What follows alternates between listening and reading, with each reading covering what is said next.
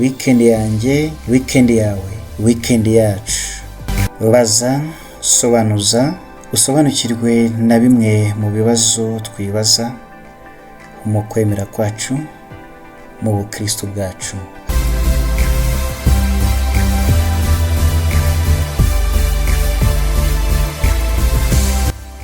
Padi, dusobanurire, igitambo cy'ukarisitiya koko ni igitambo cya Yezu? Ewe! None se niba ari igitambo cya Yezu, ko Yezu yitanze rimwe gusa, kuki mu bakatolike bahora batura igitambo cy'ukarisitiya? Ku muvandimwe wabajije niba igitambo cy'ukarisitiya koko ari igitambo cya Yezu, igisubizo ni yego. Igitambo cy'ukarisitiya ni igitambo cya Yezu. Nibyo koko Yezu yituyeho igitambo rimwe rizima, igitambo cyo ku musaraba. Impamvu rero ituma abakristu batura igitambo cy'ukarisitiya kenshi na kenshi, inshuro nyinshi, ndetse buri munsi, ni amagambo ya Yezu Kristu ubwe. Ku wa kane mutagatifu, Yezu amaze kurema ukarisitiya yabwiye intumwa ze ati mujye mubikora namwe bibe urwibutso rwanjye. Tubisanga mu ivanjiri ya Luka umutwe wa 22 umurongo wa 19. Nusoma Bibiliya urabisangamo. Cyangwa se mu ibaruwa ya mbere Pawulo intumwa yandikiye Abanyakorini umutwe wa 11 umurongo wa 24 kugeza ku murongo wa 25, aho hose tubisangamo. Buri gihe uko dutura igitambo cy'ukarisitiya, Yezu igitambo cyo ku musaraba akomeza kukigira icy'ubu ngubu kuri aritari. Kuri aritari kimwe no ku musaraba ni Yezu Kristu ubwe witura seho igitambo.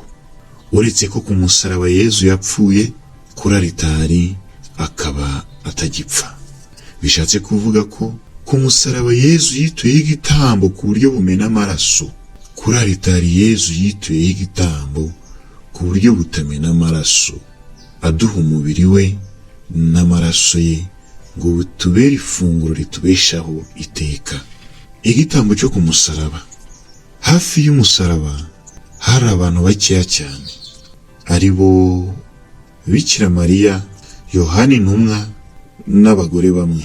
Ubu ngubu mu misa zose ku gitambo cyo kuri aritari, Yezu yifuza ko abakristu babishatse bafatanya nawe muri iki gitambo, cyane cyane muri iki gihe turimo. Igitambo cya Yezu mu Ukarisitiya ni icyacu, kuko twese hamwe n'umusaseridoti dutura umubiri n'amaraso bya Kristu, kandi twifatanyije nawe dutura imibereho yacu, imirimo y'abantu n'ibiremwa byose.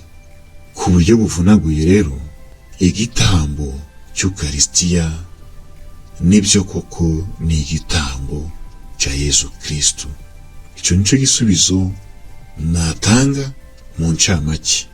Mbifurije ineza n'amahoro.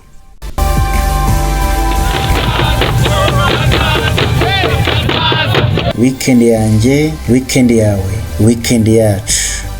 Baza, sobanuza, usobanukirwe na bimwe mu bibazo twibaza mu kwemera kwacu mu bukristo bwacu.